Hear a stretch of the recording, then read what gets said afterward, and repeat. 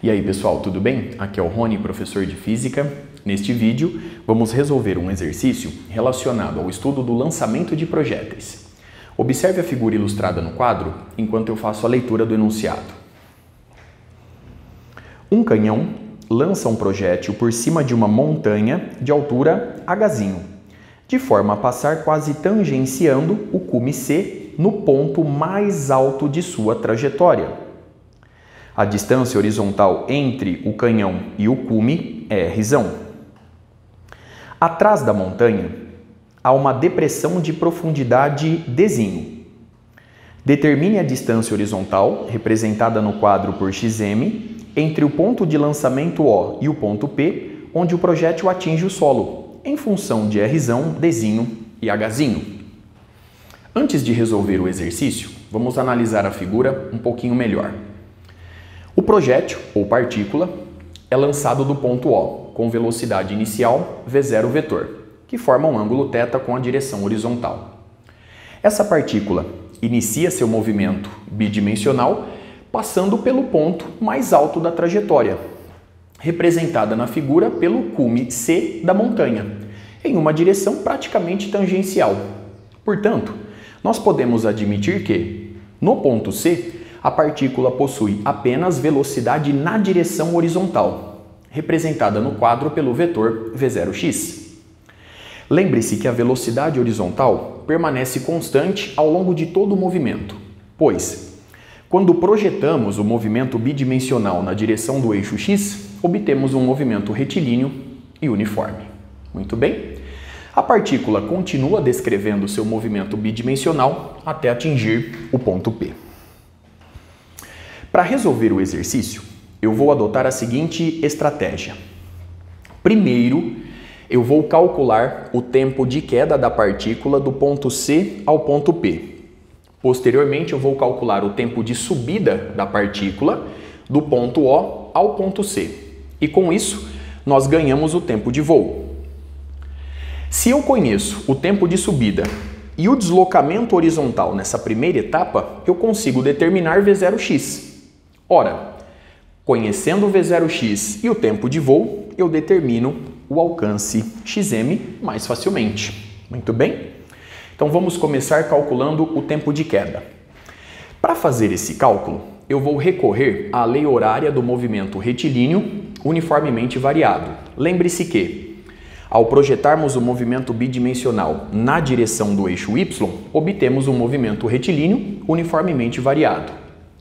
Eu vou assumir que o cume C da montanha corresponde à origem do meu sistema de coordenadas.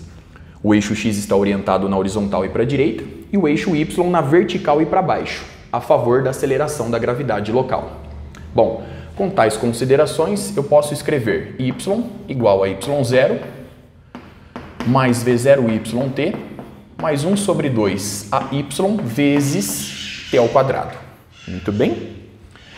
De acordo com as considerações realizadas, a posição y da partícula nessa segunda etapa do movimento é dada por h mais d. Portanto, h mais d é igual. A posição inicial y0 é igual a 0, pois a partícula parte da origem do meu sistema de coordenadas. Muito bem?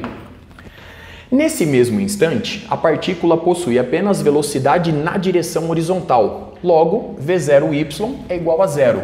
0 vezes t anula esse termo. Sendo assim, h mais d é igual a 1 sobre 2 vezes a aceleração na direção do eixo y é igual a g. Lembre-se que o eixo y está orientado na mesma direção e sentido da aceleração da gravidade local. Portanto, g vezes, nós temos aqui o tempo de queda ao quadrado. Logo, obtemos tempo de queda ao quadrado igual ao dobro da altura de queda sobre g. Muito bem? Extraindo a raiz quadrada, vemos que o tempo de queda é dado pela raiz quadrada de 2 vezes a altura da queda, h mais d, sobre g. Muito bem. Observe o resultado obtido. A partir de agora, nós vamos determinar o tempo de subida. O tempo de subida da partícula do ponto O ao ponto C pode ser obtido facilmente utilizando a expressão do tempo de queda nessa mesma etapa do movimento. A partícula aqui está subindo do ponto O ao ponto C, mas eu posso utilizar a expressão do tempo de queda para calcular o tempo de subida, pois os dois valores são iguais. Consequentemente, eu posso recorrer a essa expressão geral. O tempo de subida fica determinado facilmente. Então, o tempo de subida na primeira etapa é dado pela raiz quadrada de 2 vezes a altura, Hzinho, sobre G, pelo mesmo raciocínio. Muito bem. Bom, a partir de agora, eu posso determinar o valor de V0x. Se eu conheço o tempo de subida na primeira etapa do movimento e o deslocamento horizontal Rzão, eu posso calcular V0x. Para fazer isso, basta aplicar V0x é igual ao ΔS na direção do eixo x sobre ΔT. Muito bem. O ΔS na direção do eixo x é Rzão sobre o intervalo de tempo nessa etapa do movimento, que é a raiz quadrada de 2H sobre G. Raiz quadrada de 2H sobre G. Muito bem. Com isso, determinamos V0x. A partir de agora, conhecendo o V0x e o tempo de voo do movimento, dado pelo tempo de subida mais o tempo de queda, eu consigo obter facilmente o alcance horizontal representado no quadro por xm. Muito bem. Esse alcance horizontal é dado por xm igual a V0x,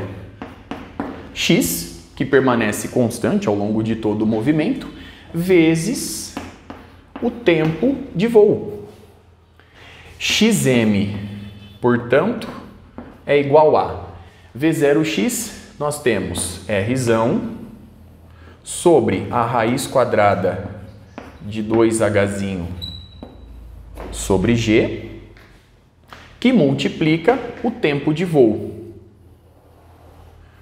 O tempo de voo é dado pelo tempo de subida mais o tempo de queda. Então, aqui nós temos a raiz quadrada de 2Hzinho sobre G mais a raiz quadrada de 2, que multiplica Hzinho mais Dzinho sobre G. Observe a expressão obtida. Vamos trabalhar essa expressão um pouquinho melhor.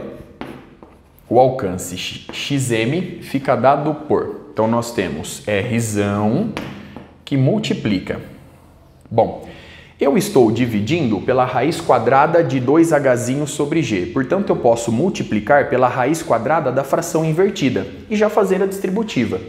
Então eu vou obter a raiz quadrada de G sobre 2Hzinho, que multiplica a raiz quadrada de 2Hzinho sobre G, mais, lembre-se da distributiva, a raiz quadrada de G sobre 2Hzinho, que multiplica a raiz quadrada de 2Hzinho mais D, tudo isso sobre G. Muito bem, observe a expressão obtida. Bom, o primeiro termo fica fácil. Eu posso simplificar G com G, 2Hzinho com 2Hzinho, raiz quadrada de 1. E, portanto, obtemos xm igual a Rzão, que vai multiplicar 1 mais. Então, aqui eu posso mais uma vez simplificar G com G, eu posso simplificar o número 2 com esse número 2 e colocar todos os termos dentro de uma única raiz quadrada. Com isso, obtemos 1 mais a raiz quadrada do seguinte termo. Repare que nós temos Hzinho mais Dzinho sobre Hzinho, tudo dentro da raiz quadrada. Eu posso reescrever essa expressão da seguinte forma. Hzinho sobre Hzinho, que é 1, mais Dzinho sobre Hzinho. Muito bem. Observe o resultado obtido, observe os cálculos realizados. Com isso, eu encerro este vídeo. Até a próxima.